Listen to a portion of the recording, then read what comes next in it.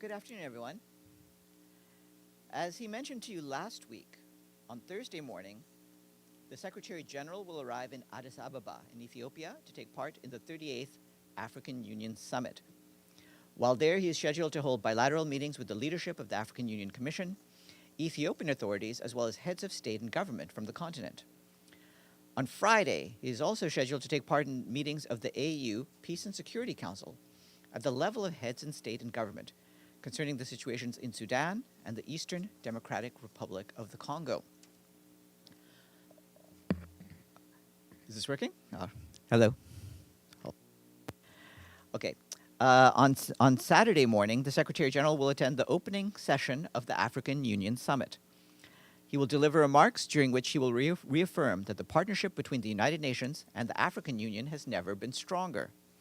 He is also expected to reiterate his calls for reforms of the international financial architecture, as well as for permanent representation of African countries at the Security Council.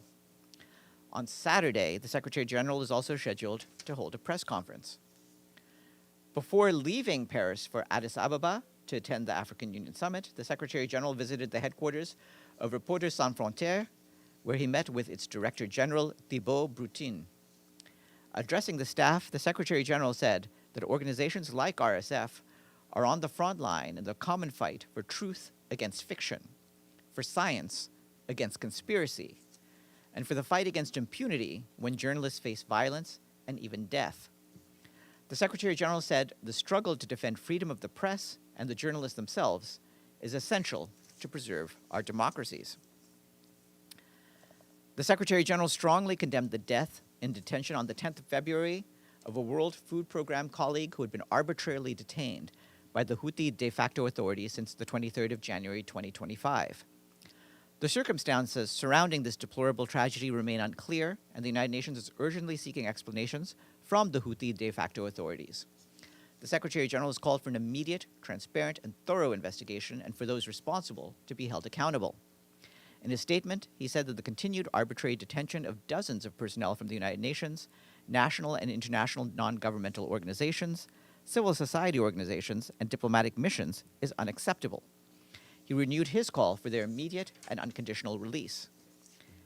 And yesterday, we issued a statement in which the Secretary General joined the people of Namibia in mourning the passing of His Excellency Dr. Sam Nujoma. As President of Namibia, Dr. Nujoma demonstrated steadfast leadership in the face of immense challenges, leaving an indelible mark on his country, Africa, and the world. The full statement is online. This morning, the Security Council held an open briefing on Syria. Speaking by video conference, Special Envoy Geir Peterson updated council members on where things stand on the political transition in Syria. He noted the official announcement today by the caretaker authorities of the establishment of the Preparatory Committee for the National Dialogue Conference. He added that the caretaker authorities have so far committed to consulting closely with him on all steps of a Syrian-led and Syrian-owned transition. His mission, he said, stands ready to offer counsel and support. For her part, the Assistant Secretary General for Humanitarian Affairs, Joyce Msuya, said that the immense humanitarian crisis is affecting more than 70% of the population of Syria. Fighting in and around Manbij in eastern Aleppo has displaced more than 25,000 people. Further east, hostilities have continued in Arraqqa and Al-Hasakeh governorates. Despite that, she stressed that we and our humanitarian partners are working to deliver critical assistance while adapting our systems to the shifting context in Syria. Meanwhile, we and our partners are appealing for $1.2 billion to reach 6.7 million people through March this year. Turning to the situation in the Gaza Strip, the Office for the Coordination of Humanitarian Affairs says that in the first 2 weeks of the ceasefire, the UN Relief and Works Agency, UNRWA, reached 1.2 million people with food. The agency opened 37 new shelters for people returning to the north, providing tents, blankets, plastic sheeting, and warm winter clothing. UNRWA has repaired water wells and provided water and waste disposal services to nearly 500,000 people in and around its shelters. And as of last week, UNRWA was hosting about 120,000 people in 120 shelters, including more than 36 that opened since the ceasefire. Overall, at least 644,000 people across Gaza have received shelter assistance since the ceasefire came into effect, including tents, sealing off materials and tarpaulins from our partners. Meanwhile, healthcare partners have been relocating medical facilities to accommodate families on the move. They've also established mobile clinics and new medical points and supported the expansion or reactivation of services at existing facilities. Since the ceasefire took effect, the World Health Organization has been able to bring in supplies for 1.6 million people. WHO has also expanded its operations and pre-positioned supplies at health facilities. In a media briefing today, Director General Dr. Tedros Adhanom Ghebreyesus noted that since the ceasefire, WHO has supported the medical evacuation of 414 patients requiring treatment outside Gaza, alongside 588 companions. The UN Population Fund and its partners are providing more medicines, treatments, outpatient visits, and services. And they are distributing more infant warmers, postpartum kits, and dignity kits. Last week, our partners established a new women's shelter in Gaza City to address the needs of address the risks of gender-based violence. It is run by a solar power system to ensure uninterrupted services. Meanwhile, UNICEF has reached more than 10,000 children under the age of 2 since the ceasefire with ready-to-use complementary foods. OCHA stresses that the ceasefire must hold, noting how crucial it is to sustain the humanitarian scale-up in Gaza. And turning to the West Bank, the humanitarian coordinator for the occupied Palestinian territory, Mohamed Hadi, today visited Balata refugee camp in Nablus. He met with students whose access to education has been disrupted by Israeli operations. In a video message from Balata, Mr. Hadi expressed his commitment to supporting the education sector in the West Bank and in Gaza. In the Eastern Democratic Republic of the Congo, our peacekeeping colleagues tell us that the situation in the Kivus remains tense. Our peacekeeping mission's contractors were denied access to Goma to deliver food to the mission's bases by members of the M23 armed group. Additionally, the mission also reports continued obstruction by the M23 for the safe disposal of unexploded ordnance, including one that poses a direct threat to both peacekeepers and unarmed Congolese armed forces personnel within MONUSCO premises. The UN mission calls on the M23 to allow the unimpeded movement of UN personnel and to fully respect established humanitarian corridors. Meanwhile, we can confirm that the remains of 18 South African soldiers, 2 MONUSCO peacekeepers, and 16 Southern African Development Community Mission in the Democratic Republic of Congo soldiers have been repatriated to their home country this morning. The remains of our Uruguayan peacekeeper colleague, who was killed in the same circumstances, left yesterday from Kampala to Uruguay. And the Office for the Coordination of Humanitarian Affairs says that clashes in South Kivu continue, leading to more displacement. Local partners reported fighting early this morning in Ihusi locality, about 70 kilometers north of Bukavu, with people fleeing to nearby towns and islands in Lake Kivu. Transportation to some of these areas are strained due to the conflict, raising challenges for partners to move food and other goods. Meanwhile, in North Kivu, we and our humanitarian partners are continuing assessments and providing emergency relief as security allows. Humanitarian partners are also working with the National Electricity Company to restore the power supply between Goma and Bukavu. In Ituri province, local authorities report that attacks since the 8th of February killed at least 59 civilians in Jugu. Many others are wounded or missing. OCHA reiterates that all parties must protect civilians and allow access to the essential services they need to survive. In Geneva, the UN Human Rights Office today released a report which says that Bangladesh's former government, security, and intelligence services, as well as violent elements associated with the Awami League Party, systematically engaged in a range of serious human rights violations during last year's student-led protests. The report also found an official policy to attack and repress anti-government protesters, raising concerns as to crimes against humanity requiring urgent, further criminal investigation. The UN Human Rights Chief, Volker Turk, said that the brutal response was a calculated and well-coordinated strategy by the former government to hold on to power in the face of mass opposition. The report estimates that as many as 1,400 people may have been killed between the 1st of July and the 15th of August of last year, and thousands were injured, the vast majority of whom were shot by Bangladesh's security forces. Of these, the report indicates that as many as 12 to 13% of those killed were children. You can read the full report online. Today is the International Day for the Prevention of Violent Extremism, as and when conducive to terrorism. In a post, the Deputy Secretary General, Amina Mohammed, says that preventing violent extremism requires addressing its root causes, which are inequality and injustice. On this International Day, she says, let's commit to fostering inclusion, development, and human rights to build a future free from extremism and terrorism. And in a video message, the Undersecretary General of the UN Office of Counterterrorism, Vladimir Voronkov, said that prevention of violent extremism requires long-term, multifaceted solutions that are rooted in cooperation across all sectors, from governments to international and regional organizations, and from civil society to educators, religious leaders, and the private sector. Tomorrow, our guest will be the Executive Director of the UN Office for Project Services, Jorge Moreira. He will join us virtually to brief on his current visit to the Middle East. And last, does anyone here like hazelnuts? Did you know that around 70% of the world's hazelnuts come from this nation's Black Sea region? Which country are we talking about? Yes, Turkey is right. You're absolutely right. We thank Ankara for its payment and for making Turkey the 52nd member state to pay its dues.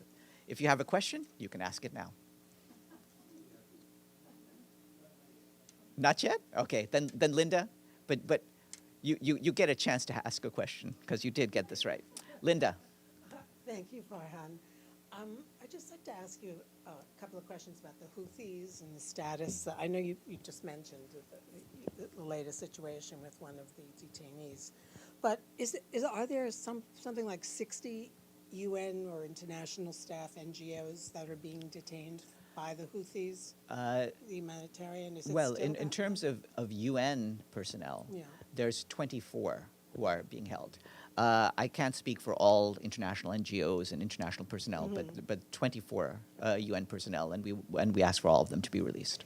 Okay, and this seems like a high number. I mean, how standard is this for a group?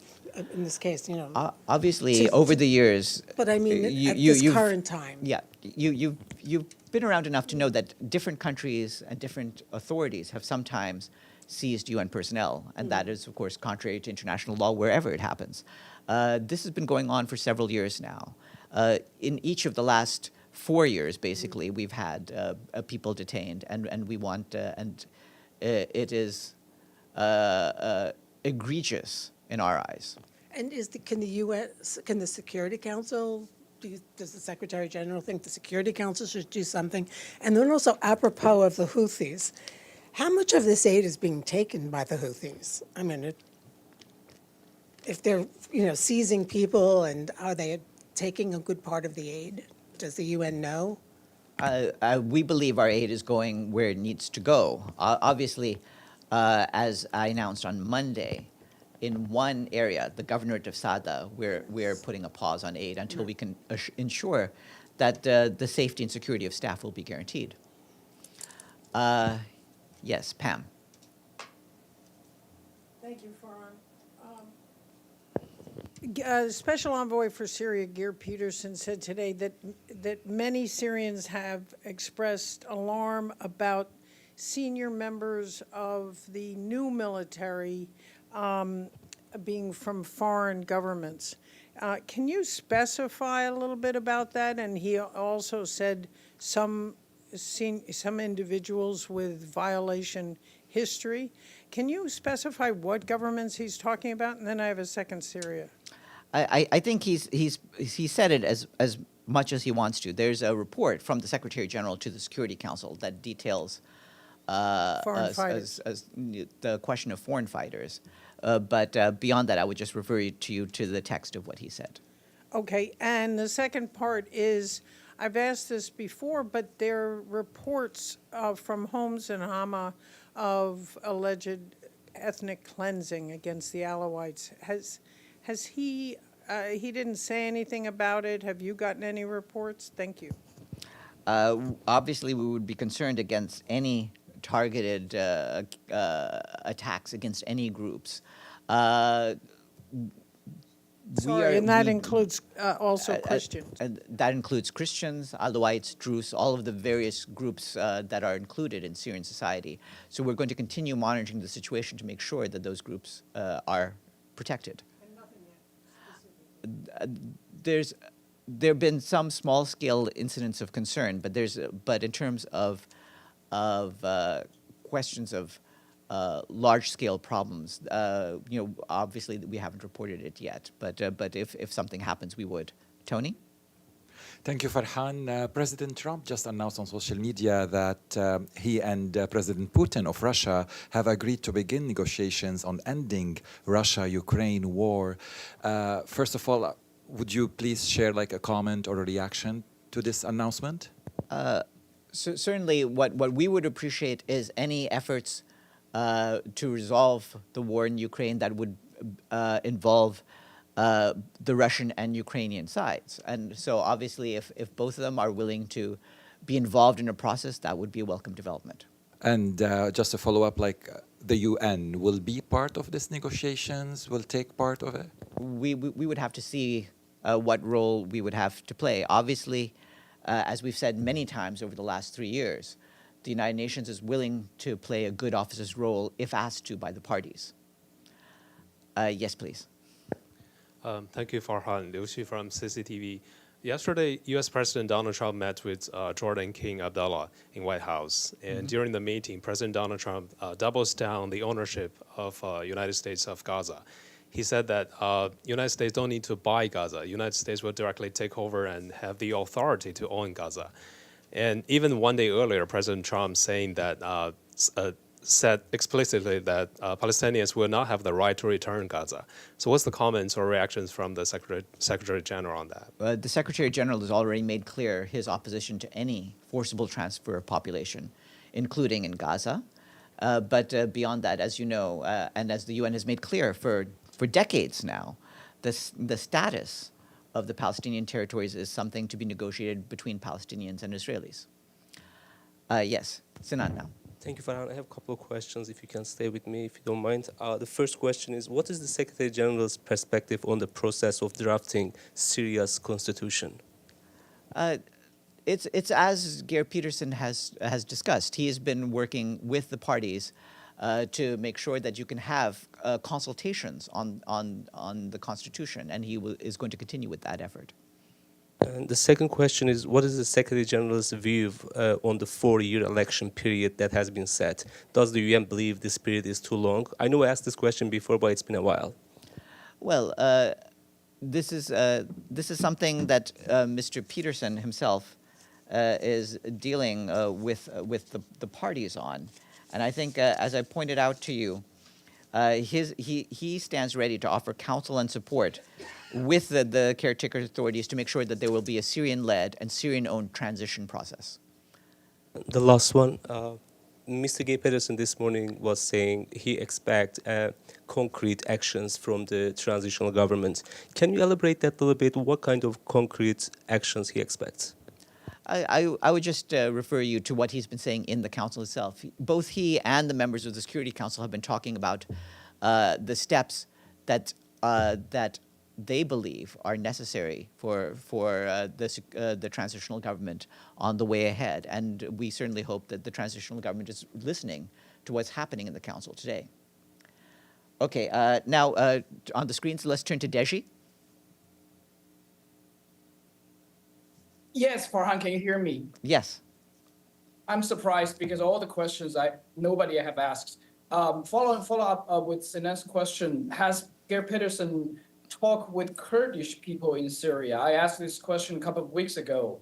Is that still the case that there's no contact between Geir Peterson and Kurdish people? He's reaching out to all of the parties. Obviously, because of the significant change in leadership in Damascus over the past 2 months, he's been concentrating in talks with the caretaker authorities. But he is, as you know, in past years as well, been in touch with entities representing the Kurds, and he will continue to do that. Secondly, on UNRWA, how's the I just heard how UNRWA conducted their operations also still in Gaza. Is there any let's say changes of operations of UNRWA after the 2 bills put in implementation of Israel? there are changes, as you know from the bills. UNRWA is unable to have official contacts with the Israeli government, and that is affecting their work. But they are going about their work, and as you can see, they've done a huge amount of work on the ground since the ceasefire took effect. Okay, on Ukraine, the U.S. Pentagon chief Pete Hegseth said that to maintain Ukraine's 2014 borders is now an unrealistic objective. What is the reaction from the UN on this opinion? No, I wouldn't have any comment on what this or that official says. From our standpoint, what is needed is for Ukraine and Russia to be able to resolve their differences with each other, and we're supportive of that. And as you know, we are supportive of all of the General Assembly resolutions on Ukraine, which have affirmed the country's sovereignty and territorial integrity. But that language doesn't really in line with the relevant resolutions and UN Charter, isn't it? You can judge that for yourself, but where we stand is with the UN Charter and with the General Assembly resolutions. Which leads to my last question. Is there any new update on the contact between the Secretary General and President Trump? There's nothing to say about it for now. Iftikhar. Thank you, Farhan. My question is about the human rights report on Bangladesh by the United Nations Human Rights Office that you read out. The report holds former Prime Minister Sheikh Hasina of being responsible for the deadly crackdown on the protesters last summer, calling it a war crime. What are the next steps in this connection? Where does this report go, and what action that we can anticipate? Well, certainly the report will be looked at by the Human Rights Council, but beyond that, the report itself says that some of the crimes that they're detailing would require urgent further criminal investigation. And so, of course, that would be a question for the judicial bodies in Bangladesh itself. Thank you. Okay, Dennis. Hello, Farhan. Can you hear me? Yeah. Thank you so much. I have a follow-up question on the phone call between Presidents Trump and Putin. So the authorities from Russia and the United States haven't had discussions and contacts for such a long time. So I'm wondering if the UN welcomes and sees this as a positive development. Thank you. Given the importance of the United States and the Russian Federation, the UN welcomes any efforts to resolve issues through regular contact, and so of course that is a positive thing. Stefano.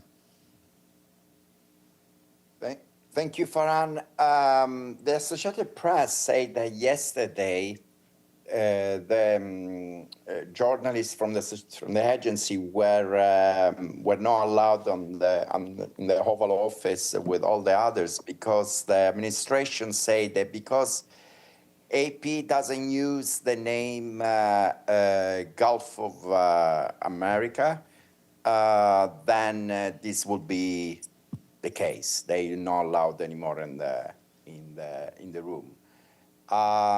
So what does Secretary General think about these situations? We stress the importance of freedom of the press and the importance of working with the press rather than denying them access. Yeah, but I'm sorry, but about this, in particular, about this issue, about that now it seems that the Trump administration will punish any organization, I guess, that is not using. Let's say, what will happen if President Trump says that the UN in the document has to use Gulf of America instead of the Gulf of Mexico, because if not, we'll not recognize those documents. I think that's a speculative question. I'm not going to indulge in hypotheticals. The language we use is consistent. And with that, I wish you all a good afternoon.